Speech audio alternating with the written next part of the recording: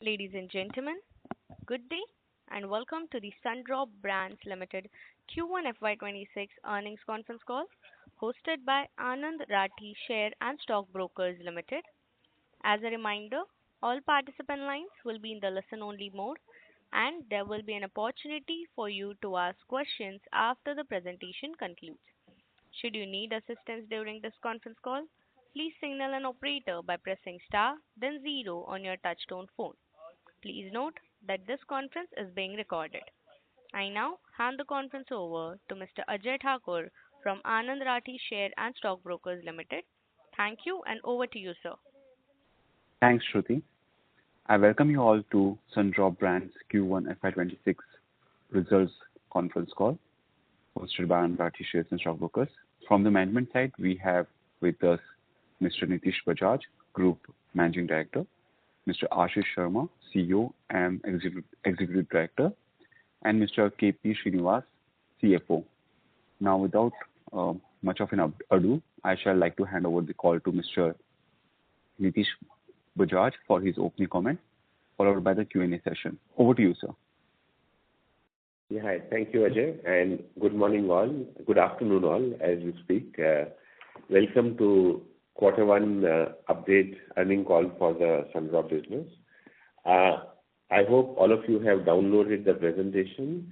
What I will do is I'll keep referring to the page number and talk through the presentation so you could relate to the data and numbers I'm speaking as you flip along the presentation with me.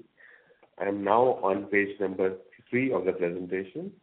Just a quick recap about our business fundamentals, our vision mission.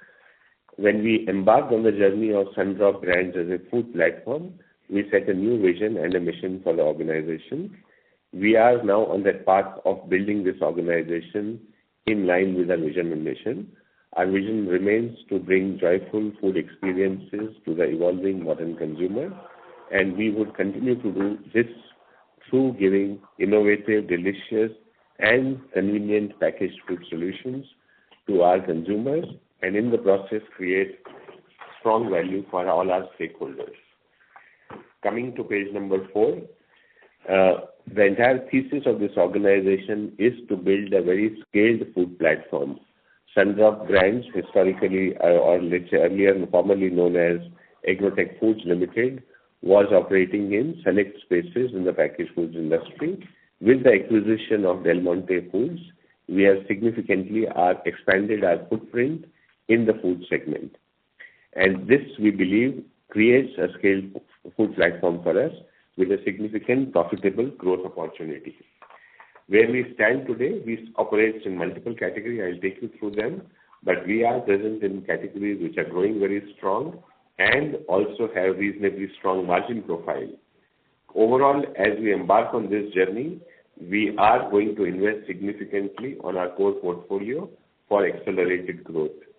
We are also looking substantially to invest and up our ante in emerging and fast-growing channels, and you will see that as we go through our presentation. There is a significantly enhanced focus in the organization on improving EBITDA and PAT margins, and I'll talk you through the journey of last 1 quarter.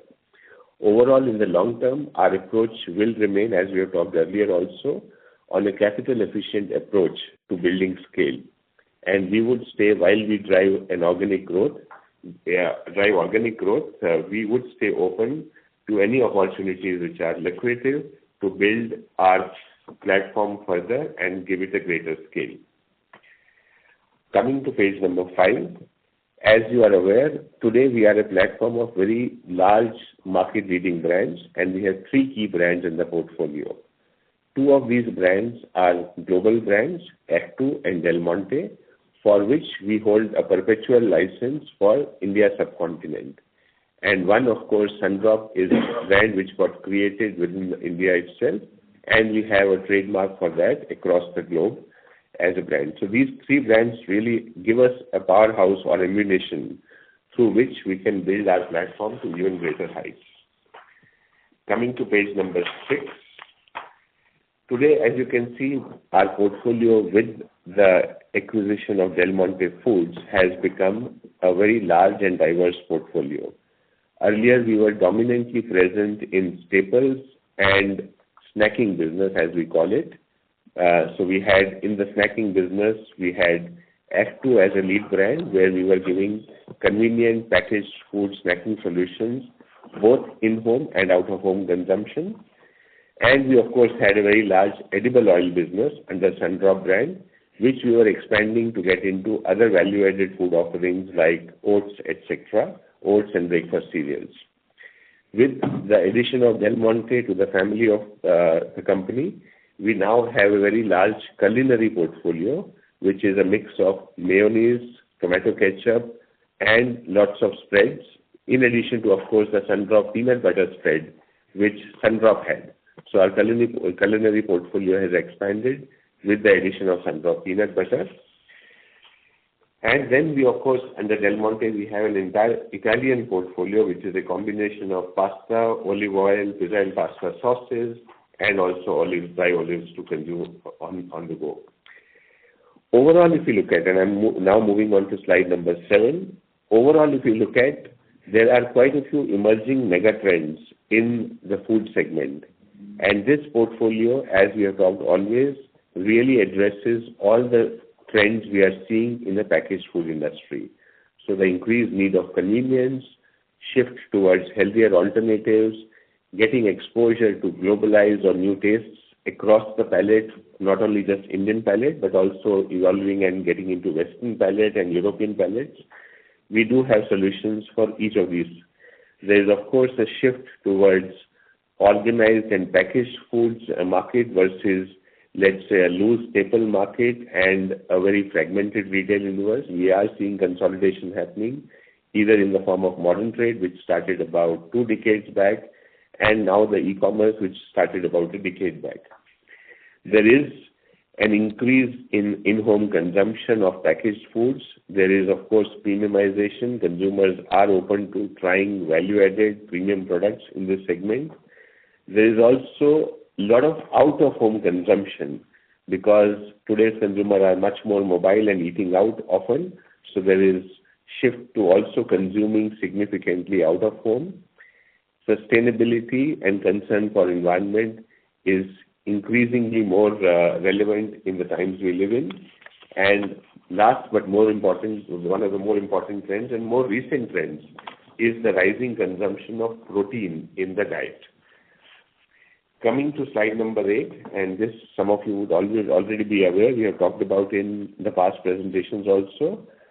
With the combined portfolio, we today have a very strong distribution network in the organization. We cover pan-India geographies. We also do have a business in Bangladesh and opportunity to expand into other Indian subcontinents. We have expanded our business to cover all modern trade channels. So we have a very strong footprint in all direct modern trades and also all standalone modern trades which exist in the retail environment. With the emergence of e-commerce channel, your company has kept pace and also made sure that we are present in all e-commerce portals in a very strong way in both organizations. Our total retail coverage has now expanded to almost like 500,000 outlets, which we directly cover. As a combined platform, we have about 1,800 distributors, which help us reach these 500,000 modern retail outlets, plus the modern trade, standalone modern trade, and e-commerce. And put together between two organizations, we have 1,700 strong field force. In terms of manufacturing footprint, as you can see on the slide 8 itself, we do have presence across India. If I look at from a northeast, west, south perspective, we have a footprint which exists in all the geographies and well distributed to cover the entire Indian market. We also have a plant in Bangladesh, which helps us cover Bangladesh market.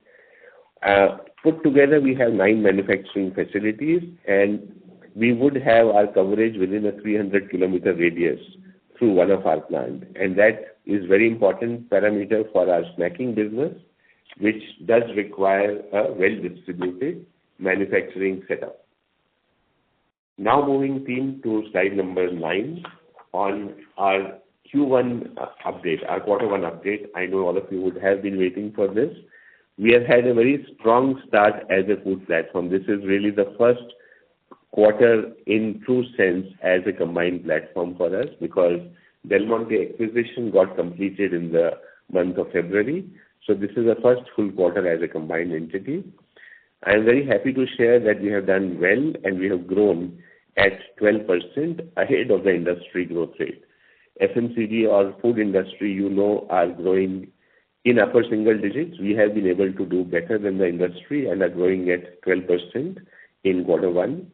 What is also important to note is, and I talked about it, that we will focus on evolving emerging channels. We have invested on growth in e-commerce, and as an outcome of that, we are growing substantially faster than industry in e-commerce market, growing at about 42%. In the business, we have seen in this year commodity pricing not really easing up. So commodity environment has been inflationary in Q1. We have also had inflation in commodities, but dominantly those inflations we have been able to manage or ensure that we substantially cover the increases through increasing the prices or grammage reductions. So our material margins are more or less constant. But having said that, we have worked significantly on the side of operational efficiencies. We have worked on the side of our manufacturing costs, our logistics or supply chain costs, and also looked at our SG&A much more cohesively. As of now, still the two companies are running independently, but we have looked at making sure whatever we can bring in form of efficiencies in our operations, we do bring in. And as an outcome of that, we have seen, despite a flat material margin, we have seen a 110 basis points expansion in our gross margin. In our stated endeavor and approach to drive growth, most of this expansion in margins which we have delivered, we have deployed back for consumer acquisition and growth of our business. So in this quarter, we have substantially upped our marketing investments. Our A&P has grown significantly at 58%. And as an outcome of this, we are seeing accelerated growth coming in the business.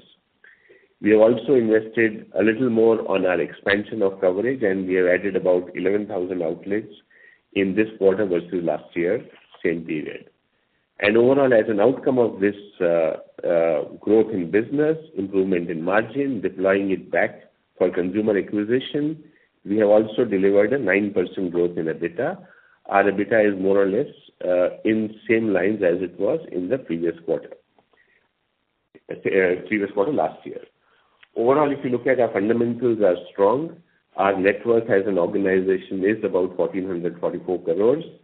We are a debt-free company. We have no borrowings, and we have a free cash balance to make sure that we have sufficient liquidity to fund our capexes for growth, which are generally more now in maintenance in nature, and also our growth ambition. If I dive a little deeper into the two businesses, Sundrop, which is almost 56% of our total contribution, has delivered a turnover of 208.5 crores, growing at 15% over last year in Q1 versus our last year growth of 5%. So we have accelerated the growth momentum in Sundrop. Del Monte, you are aware, the acquisition only got completed in February. So it is really the first quarter where we have upped the ante. We have seen a strong growth of 8%, which, if I context it with FY25 growth, is marginally lower, but we are fairly confident that as we continue our investment journey, we will be able to accelerate this growth in line with the numbers we are expecting to see on Sundrop. So there is clearly a momentum we are seeing in the business with our investments, and some of them I'll take you through ahead, which gives us a greater confidence on number ahead for Del Monte as well. Put together as a group, we have delivered 372 crore turnover, grown at about 12% in Q1, and this you can context or contrast with a growth of 8% in FY25. Moving on to slide 11. Now, this is where our core categories are, where we invest. Now, important to note that in Sundrop, we were investing on foods platform significantly. So we stay committed to invest on our popcorn, snacking business, peanut butter business, and breakfast cereals. We have also talked about that on staples or oil business, we will do certain experiments to establish a model for growth in the future. As we set into journey ahead, these experiments will take off, and based on that, we will take a call on a longer-term positioning for our oil business. As of now, our ambition is to ensure oil business is managed at protecting the volumes, but based on successes in certain investment theses which we are putting, we will take a forward call later, and we will share with business and with all of you at an appropriate time when we have a stronger or a deeper view on how we want to build the oil business. In the Del Monte portfolio, our focus will be on culinary, which is ketchups and sauces and mayonnaise, and on Italian range, which is a mix of olive oils, pastas as a business. So staying to these core categories where we have been investing over last few years, and of course we have upped the ante in the last quarter, we can see that there is a significant growth happening through these focus categories, and contribution of these focus categories in the business have moved in last 2.5 years, or little less than 2.5 years, from 53% to 61%. Moving to slide number 12, we are also seeing a very strong growth, which is in each of the core categories. So just to nuance it for you, our popcorns and snack business has accelerated consistently over last 3-4 quarters as we have increased the investments in that business. And last quarter, we have grown at about 21% in value and 12% in volume terms, significantly ahead of industry growth. Our culinary business did have certain pricing pressures, which we did pass on to, from the competition side, we did pass on some price reductions. As an outcome of this, you may see that we are growing significantly on volume. We are acquiring more consumers. The volume growth is looking a little muted. We do expect that we should be able to increase the value growth also in periods ahead, because as a first outcome, we have experienced that in this business, our product offerings are very strong, and consumer stickiness once they experience our product is very high. So as we continue to drive volume expansion, we are also confident that this should result in longer-term sustainable growth for the business. On premium staples, as I talked about, our ambition is for now to keep our volume stable. The business has benefited on account of increase in the commodity price versus last year. So we have had a significant 20% value growth driven by increases in commodity prices. Our volumes are more or less flat. Olive oils actually followed a different cycle. Commodity prices cooled down this year because there was a shortage of crop internationally in the prior years, because of which prices had shot up. Prices cooled down, and we had competitively passed the reduction in prices of commodity to the consumer. So it's not a margin impact. It's actually just a price pass-through for the reduction in the commodity prices. And as an outcome of that, we are seeing a strong 12% volume growth in the Italian business, which is mix of pasta and olive oil. But negative is primarily coming in the value pass-through for the price reduction we have on the commodity side. On the spreads business, this is an area of challenge for us. We are seeing decline in both volume and value. We will talk about that in slides ahead. So overall, if I look at most of the categories, we are growing very strongly. Our investments are paying off. And one category, we do have a task at our hands, which we'll talk you through. Moving to slide number 13, on popcorns and snacks business. Again, we have, as I talked about earlier, we have two fundamental pivots here: ready-to-cook business and the ready-to-eat business. Ready-to-cook is the in-home consumption. Ready-to-eat is out-of-home consumption. Both businesses are seeing very strong growth in both volume and value terms. Overall, our in-home consumption business has grown by our new launches of rupee 20 and rupee 30 pack, which are aimed at driving consumption from an existing consumer by upgrading him. And these two launches have already got about a 10% saliency in general trade within 3 months of launch. This really gives us a positive momentum for volume expansion through our core consumer. Similarly, if you look at in ready-to-eat business, which is out-of-home consumption of popcorn dominantly and new categories like nachos, we are seeing expanded growth of that both through distribution expansion push we are doing in general trade and also investments we are doing on e-commerce marketing for expanding this business. Moving on to slide 14 on premium staples business. I talked about it earlier, dominantly led by commodity price inflation. We have seen a value expansion. Volumes are more or less flat. We are working on models to try and see if we can accelerate the growth in volume in this business, and we will keep you updated as we establish and prove some of these models on how we will take a future direction on this business. Coming to peanut butter or spreads business for us, this business, as I talked about, we have seen volume and value erosion.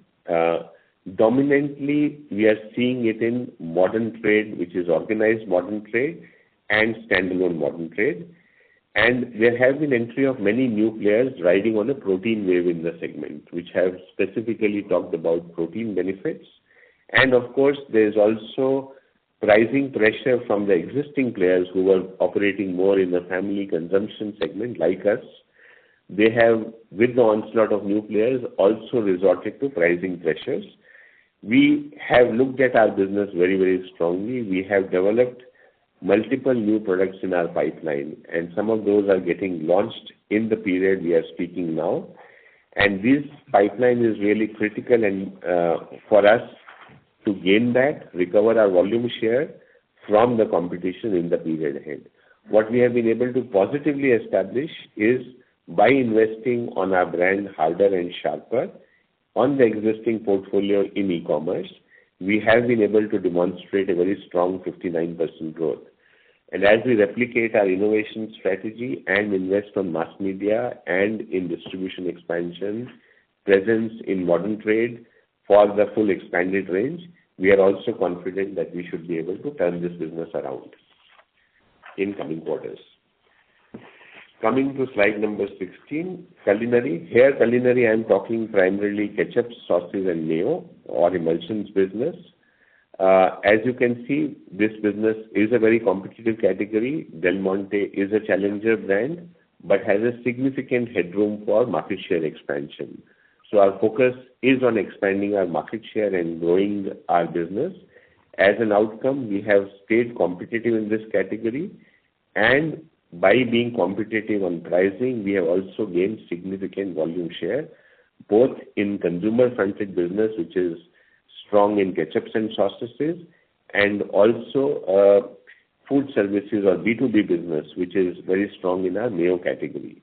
We are also looking at leveraging the Sundrop distribution network in the period ahead to expand the growth in this business. Coming to slide number 17 on an Italian business. Here I am talking more in volume growth team because as I talked about, olive oil did see commodity prices softening and competition and us have passed the benefit of that to consumer. There isn't a margin impact of that. It is primarily to make sure that our volume continues to grow, and through that we have made sure that we protect our margins as also we grow volumes in this business significantly. So pasta business, which hasn't seen much of shift on the commodity side, is growing both on volume and value terms, driven by our investments in modern trade and e-commerce channel. And olive oil business has declined in value but has grown handsomely by 18%, driven by our investments in e-commerce, modern trade, which is where this category is very salient. Coming to e-commerce business team, we have invested. I'm on slide number 18. We have invested significantly on e-commerce performance marketing across quick commerce and hybrid platforms. And as an outcome of it, both businesses are reflecting very, very strong growth in e-commerce channel. And this is, of course, a future and emerging channel which is seeing increasing saliency.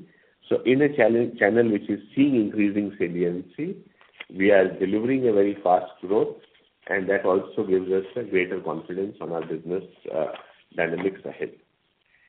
Coming to slide number 19, I am on brand marketing spend slide. If you look at, I did talk about it, we have invested and we will continue to create opportunities, create business profitability and margins to be able to invest on sharper growth of our business.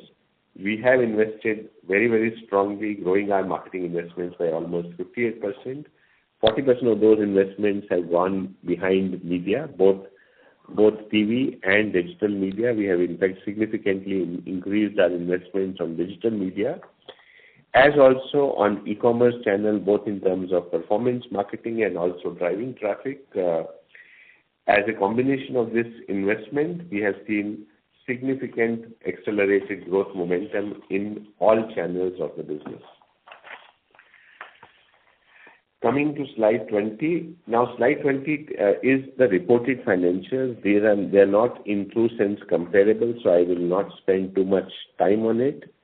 Just to give you a heads up on this, Q1 is a combined entity business of both Sundrop Brands and Del Monte Foods in FY26, but in FY25 it is only the Sundrop brand business, and hence the two numbers are not really comparable.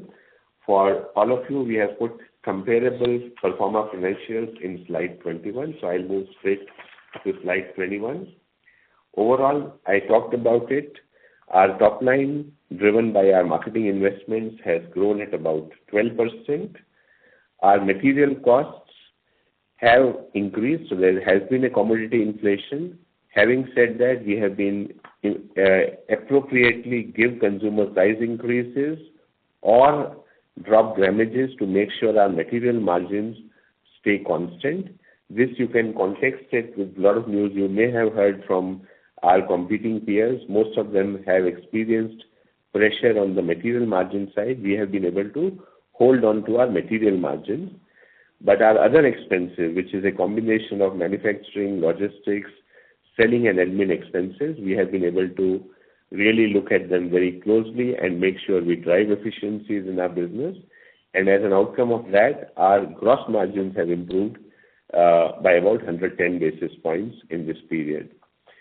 Our employee benefit expenses, I would like to call out, we did roll out an ESOP scheme in June, and there is a charge in the month of June of about 15 million, which is a non-cash expense for the ESOP grant we have made to about top 4% of our talent between the two organizations.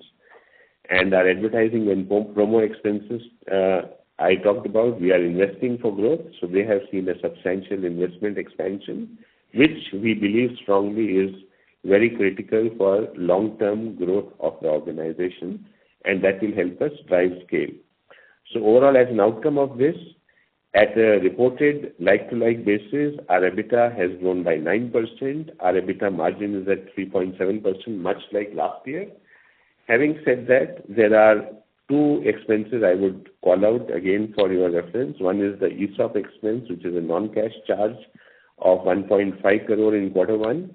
And second is some of our cost improvement projects which we are running in the business have taken, we have put in some one-time advisors on board who are helping us drive these cost improvement projects. So these are one-off expenses which are of the nature of 1.1 crore in Q1. And if I actually take these out, our normalized EBITDA for the quarter would have been 16.3 crore, which is about 4.4% of sales. And that is growing at about 30% versus last year. So that's in sum our Q1 financials. Coming to the last slide, slide number 22, just a quick reminder for our thesis behind this platform and how we are looking to build this platform going ahead. We do have a stable of well-known brands which cater to our vision and mission of serving our modern evolving consumers with delicious innovative offerings. We do have a portfolio of offerings within these three brands which ride on the mega consumer trends which are driving the consumption of packaged foods, the segment in which we operate in. We also have presence in all high growth and strong margin categories. In some of them, we have leadership position. In some of them, we are challenger, but we do have a significant headroom and the equity of brands to expand our market share. We would continue to make strong and significant investments on driving growth, accelerating our growth momentum, while at the same time making sure that we keep a very capital efficient approach. And that's why when we do experiments or we, let's say, would get into newer areas of investment, we would follow an approach to test it and based on that test, scale it up to the next level. So capital efficiency, whether we enter into new categories or we take a position on expanding any business, will remain at the heart of our business fundamentals. Last, and this we have talked about, and this is still an early part of our journey, we do have very strong complementary channel between the two companies, both in terms of brand portfolio and also in terms of sales and manufacturing setup, which can help us leverage strengths of each other to drive an accelerated growth of the business.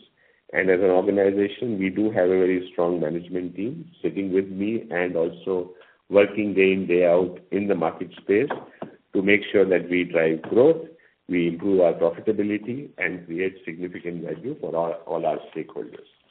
Thank you. And now I will give it back to Ajay so we can open it up for question and answer. Thank you very much. We will now begin the question and answer session. Anyone who wishes to ask a question may press star and one on their touchtone telephone. If you wish to remove yourself from the question queue, you may press star and two. Participants are requested to use handsets while asking a question. Ladies and gentlemen, we will wait for a moment while the question queue assembles. The first question is from the line of Percy Panthaki from IIFL Securities. Please go ahead. Hi team, good afternoon. Just wanted to understand on the Del Monte portfolio, just like when you took over the Sundrop business, you decided that there are certain products which you would defocus on, like chocolates, for example. So is there any part of the Del Monte portfolio which is similar in nature that you want to defocus this? And if so, can you give some details as to what it is, what is the sales contribution of that part, etc.? Thank you, Percy. Thank you for your question. We do not have a portfolio in Del Monte which we would want to exit. Having said that, there is a portfolio which we would want to invest on in our business. So I've already talked about the portfolio which we will invest on for growth. That's a combination of our culinary business, which is ketchup, sauces, mayonnaise, and similarly our Italian business, which is a combination of pasta, olive oils, and pizza pasta sauce, etc. In addition to this, we have business in chocolate sauces, which is small, but we will sustain it. It's a small business, not very large. We will sustain it. We are not looking to harvest it. We have a business in fruit drinks, which is a canned fruit beverages business. And we also have some packaged food business. All of them operate in niche spaces, I would say, because fruit drinks is a canned fruit drinks market. Not very large, but we have a sizable presence. Chocolate sauce is primarily a two-player category, dominantly in the organized space, so not very competitive. Again, not as large also. That's why we are not looking to invest there. And third, which is the area of packaged fruits and vegetables or canned fruits and vegetables. Again, a smaller market, but we have a position of dominance in a small market, so we'll continue to sustain it. So two follow-ups on this. One is that what is for Del Monte overall, what is the split of sales between B2B and B2C? And secondly, these two categories in which you are investing, these two categories are what percentage of the Del Monte top line? Right. So between B2B and B2C, B2B is about 40% of our business. B2C is about 50% of our business, and we also have a 10% where we do manufacturing for others. So that's the split of Del Monte portfolio. In the categories we are investing, put together between all spaces, we would have close to 70% of our business through these categories. These two categories which you are investing in, 70% of the total sales? Yes. I'm talking of minus the contract manufacturing business. Sorry, I'm excluding the contract manufacturing. Yeah. Okay. Understood. Secondly, wanted to understand that despite the Del Monte acquisition, what I believe is that Sundrop and Del Monte are largely, as of now, run as two separate companies.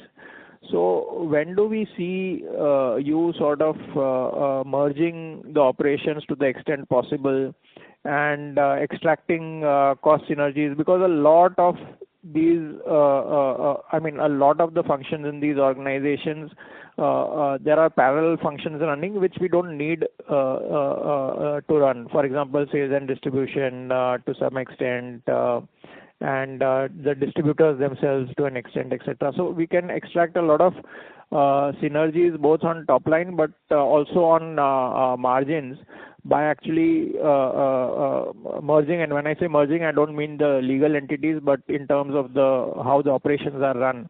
So when can we expect that to happen? So Percy, we are alive to this opportunity. As a management team, we said our first focus is really to look at intrinsic value which is there in two organization. And we do strongly believe that there is an intrinsic headroom for growth in the two organizations on a standalone basis. When I say growth or value creation, I'm talking both on driving top-line growth, which is building scale of individual companies, as also reducing costs or bringing efficiencies.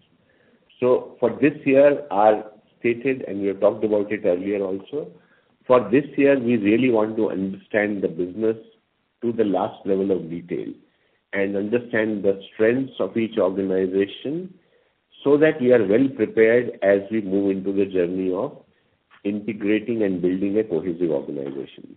So in a nutshell, I would say this year would remain as a standalone business.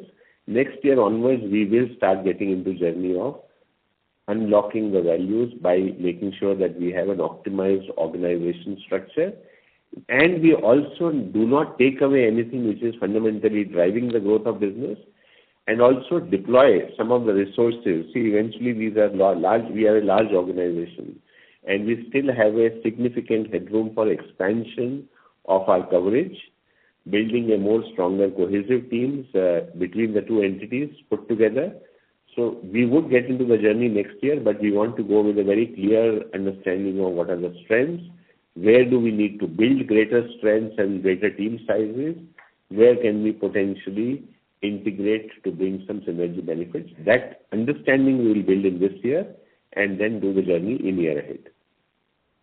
Understood. And last question from my side is that as far as your margin is concerned, I think in the last call you said that for this kind of scale of business, ideally the margin should be in double digits, and we would do that journey over the next few years. So not asking on a timeline or anything, but just asking on what would be the drivers of that margin. Supposing if we have to go from a 4% to a 10% and the 600 basis points has to be traversed. So how much of that can come from the merger synergies? How much can come from a gross margin? How much can come from a operating leverage? Some kind of help us to think about this question. Yes, so it is a nuanced question. We are also still trying to understand deeply, and at this point what I will say is more directional because we need to still understand it deeply. But broadly, the four levers which will be there for us for expansion of margins, we have called them very correctly. There is a headroom for making sure our efficiencies in the existing business itself are there. And some of them we have already started to see in this year. Having said that, we have deployed that in marketing and because we want to accelerate the growth.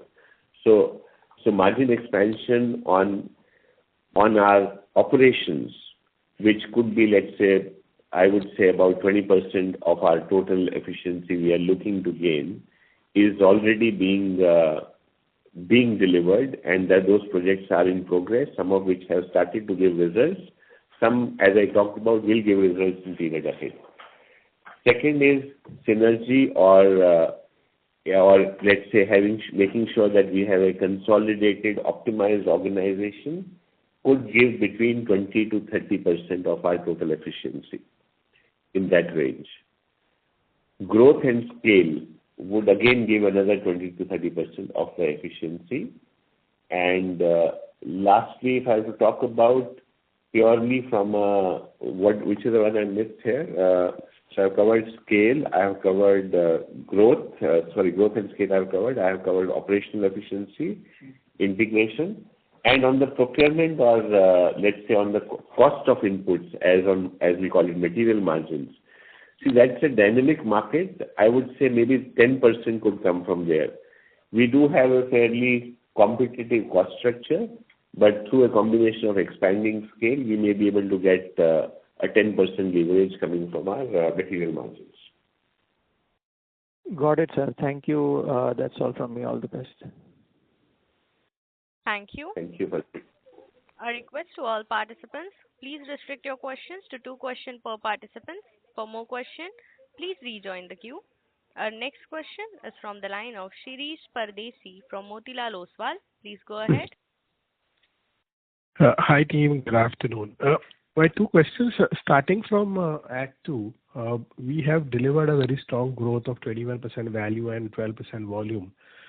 When I look at the larger growth, which appears to be driven by the ready-to-eat segment, which is, you have reported 39% growth. What is it that we are trying to do? Is it that the new product launches, or is it the distribution scale-up which is driving this growth? So if you look at in our traditional trade, which is the mass market, it is the distribution expansion which is the key driver.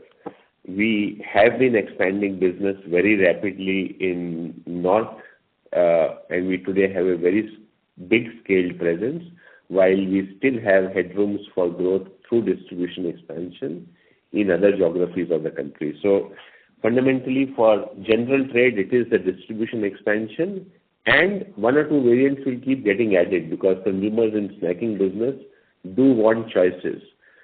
So core will be expanding the distribution and keep bringing new variants, sometimes replacing, sometimes adding on. But innovation will play a secondary role in general trade channel. But in modern trade and e-commerce, newer variants, bigger pack sizes, so upgrading the consumers to bigger pack sizes, bigger volumes, as also bringing new variants is the mainstay of growth. And we are seeing good traction on both sides. For example, in e-commerce, our business is almost becoming 3x in ready-to-eat segment. So that's the play. And just to add, Shirish, to this Ashish, question, this is Ashish, right? Yeah, so just to add to this, one integral difference between ready to cook and ready to eat is that the certain flavors are not very conducive to be offered in ready to cook, right? Which are 2 steps. In ready to eat, because you pop and coat and give the product, right? The product experiences are significantly better. So what we have done is we have expanded our offering of flavors also across the 2 formats, and thereby enrolling lot more consumers now onto our franchise. Okay. No, I was more keen because direct distribution of 5 lakh, I would assume that it will be about 2 times. So our indirect and direct would have been in the range of about 1.5 million. Is it that the correct number? So potentially we don't track it, Shri, so I can't give you an official figure, but based on my experience of the industry, you are right that indirect distribution could be substantially larger than direct distribution. Okay. All right. My second question is on staples, which is basically oil. Sorry to interrupt. Shirish sir, your voice dropped. Your voice is sounding very low. Is it better now? We could hear. Yes, sir, now it is. Yeah. Please go ahead. Yeah. On the staples, I think we have done a lot of reaching in terms of positioning, branding, but the value which we have reported 20%, and volume decline. How much price increases we have already taken in this segment? And if you look at the price pyramid, is it that the premium end is growing faster and the mass is steady, or where this volume decline is happening? So, see, if you look at 2%, honestly, it's not really a big decline. And if I contour the 2% for you, it is largely in June we dropped, but there was a duty reduction which government did in month of May, because of which trade did hold a position that prices may come down a little. Having said that, most of the duty reduction benefits have gone away with the inflation we are seeing to continue in the edible oil segment. So I would not really call 2% as a volume decline. I would say we are more or less stable. We were actually +2 in April, May. We are minus in June, and hence we have come minus. More importantly, to your question on which segment is growing, I think there is a headroom for growth in both segments. Fundamentally, edible oils, in our understanding, is growing in low single digits of 3 to 5% in volume terms. We do have a headroom to expand our market share. We have not yet taken a position of investing in marketing beyond e-commerce. We would take a position because edible oil is a mass market play. We would experiment. As we speak, we are running a pilot which is going to start very soon in a regional geography. Once we have proof of success in an experimental basis is when we will take a position. We do want to keep a capital efficient approach in everything we do, so we would scale it up based on our success. Okay. My last question on the popcorn corn sourcing.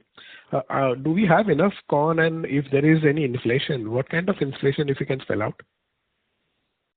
Yes, so we do have sufficient storage of corn, and broadly our prices are more or less stable, not beyond 2-3% at best on inflation. And we did talk about grammage reduction we did, so we have been able to actually improve our margins on popcorns a little bit. Not significantly, but we have been able to make sure that our margins, material margins, are stable to better in popcorn. All right, and thank you and all the best. Thank you. Thank you. Our next question is from the line of Bimal Sampath, an individual investor. Please go ahead. Yeah, good afternoon. Yeah, first question was on Del Monte. There was news that internationally they are going through rough times. I mean, so any effect of that international thing on our local this thing, or we are only using the brand name? Yes, so Vimal, you have in a way answered the question. Yes, we are using only the brand name. Our operations are completely independent. Yes, some of the US subsidiaries are going through a difficult time, but Del Monte globally is split into multiple entities, some of which in US operations are going, but our operations are completely independent, and we only have the license for the trademark in India and Indian subcontinent. Okay, and the second thing is, now that we have scrapped some plants and all, so what is our capacity utilization as of now? And are we planning to go for contract manufacturing to sweat the assets better? Yes, so I'll answer it for two organizations separately. Broadly, at an organization or a group level, we would be between 60 to 70% capacity utilization for most businesses. In Sundrop Brands, we do have sufficient headroom for growing our IPC, which is ready-to-cook business. Ready-to-eat business, we may have to gradually expand because our growth is accelerated. Beyond that, in all other categories, for oil, we use third party, so we don't have a constraint there. On other categories, like nachos, breakfast cereals, we have a sufficient headroom for growth. So I do not see any capex investments beyond of routine nature, what you would see in our general P&Ls every year in Sundrop business. Similarly, in Del Monte business also, we did set up a new plant in Ludhiana about 3 years back. That plant is scaled up. Today we have about 60 to 70% utilization there also. And we have a headroom for growth for next 2 to 3 years available in Del Monte as well. We are going to use third-party network primarily for innovations on new areas, where we would use a capital efficient approach before we scale up to own manufacturing. And this is a shift we have now in our philosophy at Sundrop Brands. Earlier, we would set up a plant and then scale up the business.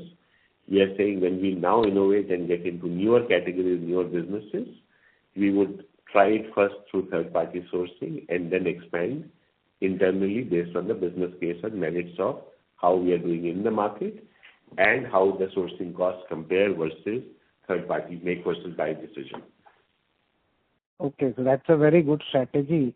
No, and just in the interim period, are we going to do some contract manufacturing to earn some income?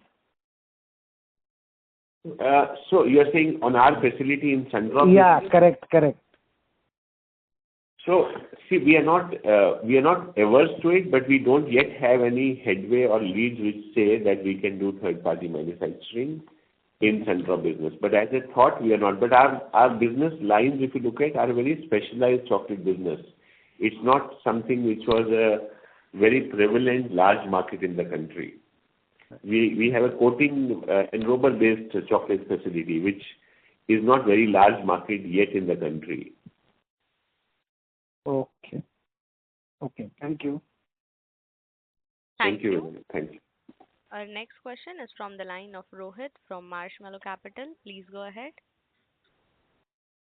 Thank you for the opportunity, and it was a very nice and helpful presentation that you did in the beginning of the call. So my first question is on the core categories that you called out in the presentation. In some we are dominant brands, and in some I guess we are challengers. Could you give us a broad market share for each of our core categories, or all of our categories, or some sort of a market position to understand the scale that we are in today? So in many of these businesses, we do not officially have tracking at our end, but we have management estimates. I can give you a more directional answer. In popcorn, for example, we would believe that we have 85 to 90% share of the overall market. So we are a dominant market leader in the organized packaged foods popcorn industry.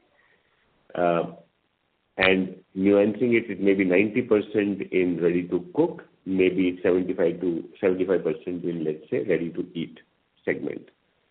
In ketchups and sauces, we will have a high single digit, more in the nature of 7 to 10% in that scale of market share in B2C space. In B2B space, I don't have an estimate with me myself. I will need to come back on answer on that. In mayo, we have a very small share in the B2C space, will be low single-digit market share, but we have a very strong 20% plus market share in the B2B space. So our mayonnaise business is a very strong B2B business, but we have a very strong headroom for growth in B2C space. In ketchup, we have a more evenly distributed business between B2C and B2B, and we have a headroom for growth across. In olive oils, our share will be again close to 20%, dominantly a B2C business. Pasta is also for us dominantly a B2C business. Our market shares will be close to 30%, 25 to 30 in that range. Yeah. Yeah, thank you. This was helpful. Yes. Yeah, sorry, please go ahead. In peanut spread, our business is strong in B2C, in retail traditional trade, and there we would have close to 35% market share in our estimate. And in e-commerce modern trade, our share may be between 10 to 20% in that range. So in each of our core categories, we would be in the top 2, top 3. Is that a fair estimate? Yeah. So popcorn, we are a market leader. In peanut spreads, we will be in top 2. I would think in ketchups and sauces, we are number 3 or number 4, depending on mayo. We are number 4 possibly, or number 3 again. Ketchups again, we have Kisan and Maggi at a much higher level than us, and then we have Biba, us operating in a very similar share space. Understood. Fair enough. So, do we intend to So how important is innovation as part of the thing? So do you intend to launch a lot of, so we see some competition launching multi-grain pastas and stuff, and some of them extending into Chinese dips and sauces. So is this an important aspect of a strategy, or how do you see this? It is. So we would want to, of course, leverage the equity of the brand in a good way and hence get into associate categories. For example, in popcorn business, we did expand into sweet corn business because it's contiguous. We did expand into nachos. We are bringing new flavors as we speak in all ready-to-eat popcorns as well as nachos. So there is a work going on in expanding category as also expanding flavors because consumers are today trying out many more new international flavors. So that's there. Similarly, on sauces, we did enter into Chinese sauces space using Del Monte brand. So that also is already in the market innovation. We do work on the B2B side with our partners, and that also is often a source of innovation and new product launches because many times these B2B customers have a specific brief for us to work on. But innovation is part of our philosophy of growth and is very strong teams are there in both organizations to drive innovation. Thank you. That's it from me. Thank you for the answers. Thank you. Our next question is from the line of Dhwanil Desai from Turtle Capital. Please go ahead. Hi, good afternoon, team. So my first question, sir, is that, if we look at the history of Sundrop, on the food business side, they've grown at a decent 17-18% CAGR for last many years, and that I acknowledge that it's from a smaller base. But now, since that we are investing heavily on the A&P side, how should we look at the growth, on the Sundrop side? Should we assume 15% plus kind of a growth? And the reason I'm asking this question is because part of that growth was coming from the newer product entries, while now we have rationalized the portfolio and we are focusing only on few of those products. So how should we look at the growth in this dynamics? So when you are saying Sundrop, Dhwanil, right? I'll just clarify. You are saying Sundrop, you are talking oils? No, I'm talking the food part of the erstwhile Sundrop, which is Act 2 and Sundrop. Okay. So you are saying that in a way Act 2 plus Sundrop put together because in the foods business we have two brands now. We have breakfast cereals coming under Sundrop and we have Act 2, which is our popcorn and snacking business. Right. So if you look at, we do have continued innovation in this space. I talked about we entering into nachos, sweet corn in Act 2. And similarly, we have in peanut spreads, we are launching newer variants in the high protein or new chocolate flavors, etc. So innovation will continue. It's just that we are restricting innovations to certain core categories where we believe we have a strong right to win because brand is already at some stage and can take a stretch plus consumer familiarity is high that consumer would trust us to give very good offerings there.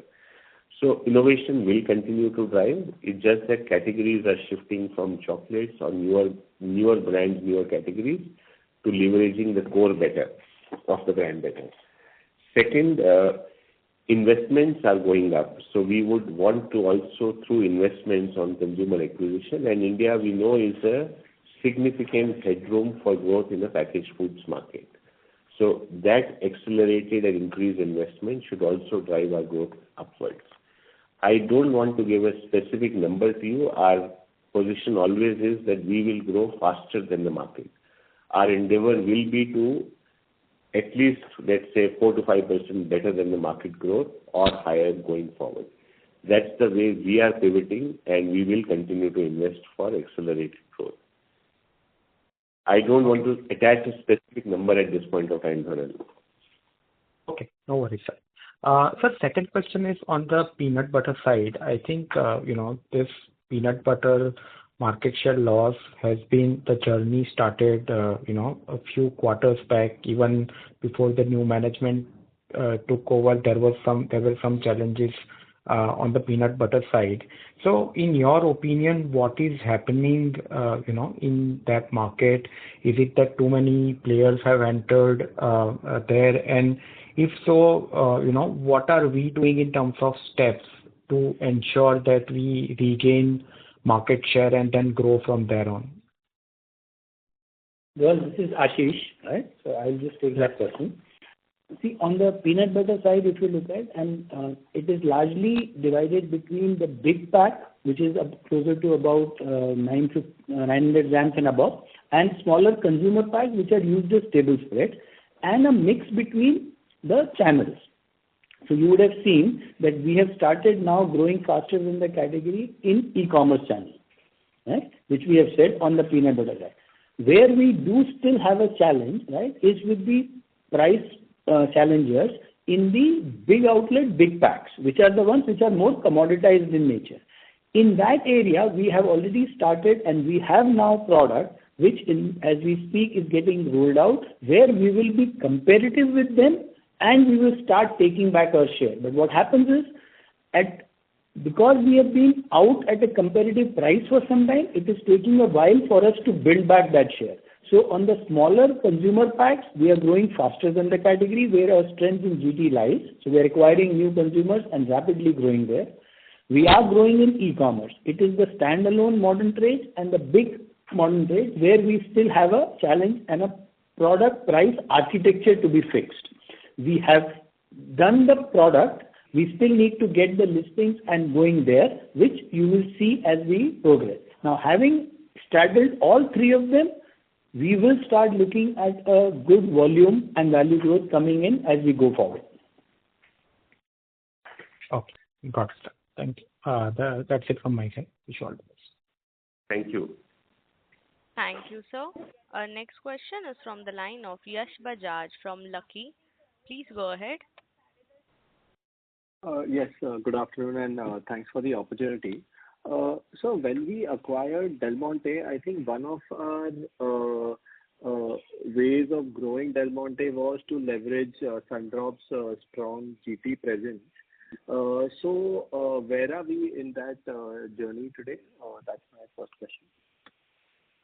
Yeah, so thank you so much for this question. Yes, see, it's still early days. As we talked about it, we did the company acquisition got done only in the middle of February. So we are working on some pilots. Our approach always will remain to pilot and then scale up. So between the two teams, we are working on few pilots where we carry the distribution of their products in a regional geography, see what kind of response we get through that expansion, and what kind of challenges we get from existing trade partners, because there are existing trade partners who are servicing that business in every geography.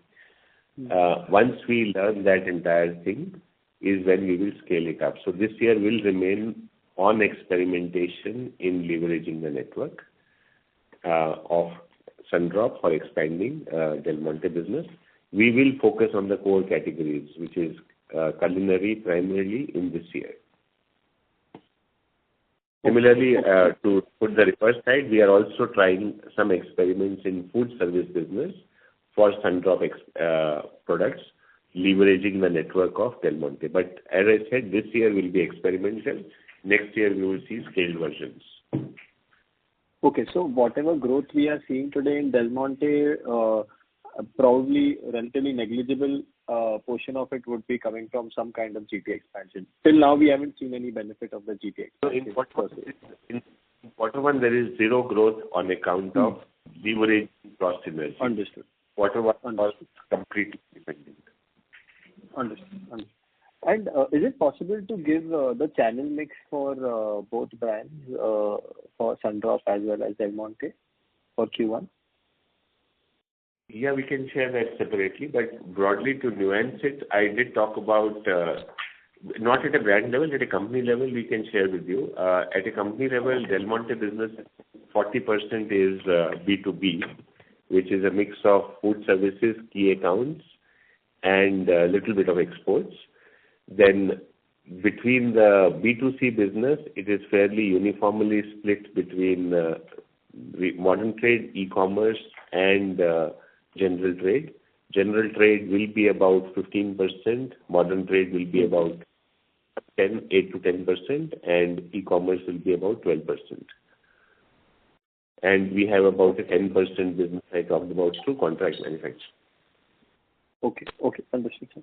And so my last question is that I think FY25, the core category was 35% of the entire year sales. This quarter it is 39%. Is there some play of seasonality over here? I'm just coming from the point of view because we are focusing more on our core categories. So if you could help us with that.